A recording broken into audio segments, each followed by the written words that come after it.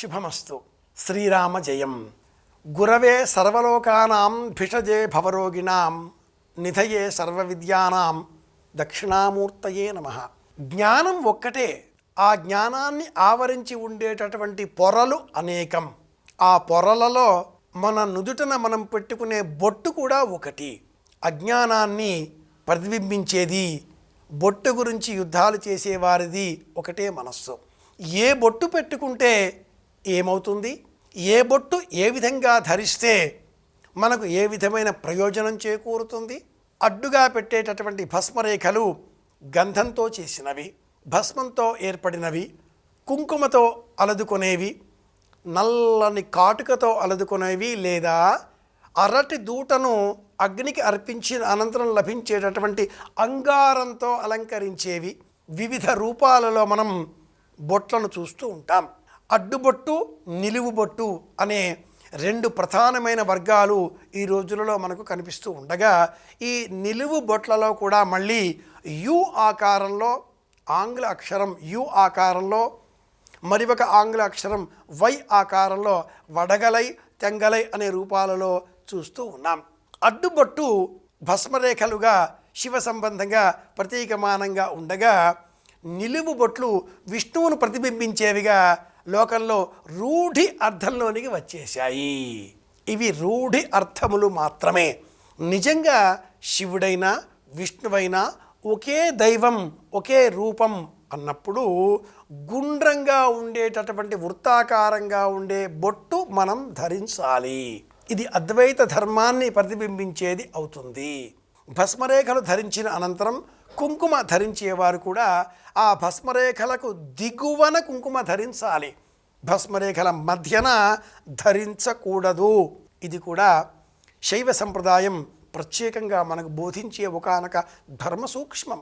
బొట్టును ధరించిన అనంతరం మనలో మత విశ్వాసాలు పెరిగిపోయి మౌఢ్యంగా మారిపోతూ విష్ణువే గొప్ప లేక శివుడే గొప్ప అన్న వివేచన కన్నులకు వచ్చినటువంటి మబ్బుల కారణంగా తీవ్రమై బ్రహ్మజ్ఞానానికి దూరం చేస్తుంది.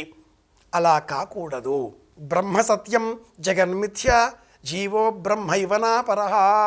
ఇలాంటి బోధ చేసిన జగద్గురువులు ఆదిశంకరులు మనకు ప్రత్యక్ష ప్రమాణంగా భావన చేసేటటువంటి, చూచేటటువంటి అక్షర సమామ్నాయ రూపంగా ఉండే ఆమ్నాయ పీఠాలతో కూడుకున్న మహాజ్ఞానాన్ని మన ముందు ఆవిష్కరింపజేశారు.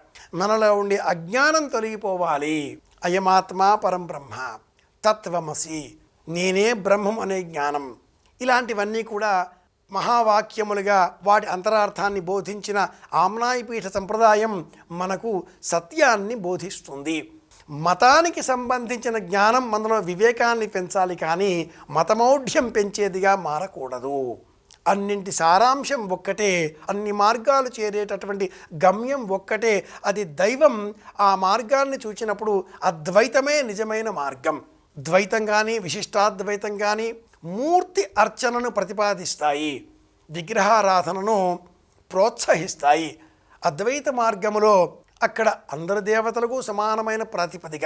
అద్వైత ధర్మాన్ని ప్రతిపాదించేటటువంటి శంకర పీఠాలు శివాలయాలను సందర్శనం చేయడంతో పాటు విష్ణువాలయాలను సందర్శించడం, దేవి ఆలయాలను సందర్శించడం, సమస్త ఆలయాలను కూడా సందర్శిస్తూ అంతటా ఒకే తత్వం, శుద్ధ చైతన్య స్వరూపం తత్వమసి అనే మహావాక్యాన్ని పరమాద్భుతంగా ప్రామాణికంగా మన ముందు ప్రస్తావన చేస్తూ అందరూ ఒక్కరే, అందరిలో ఉండేటటువంటి ప్రాణశక్తి ఒక్కటే, అన్ని ఆభరణాలు ఒక్కటే, అందులో వినియోగించేటటువంటి మూలతత్వం స్వర్ణం లేదా ఏదో ఒక లోహం, ఆ లోహాలన్నీ కూడా లభించే రూపం ఒక్కచోటనే, అది భూమి, ఒక్కటే ఒక్కటే ఒక్కటే అని బోధించేటటువంటి తత్వం అద్వైతం.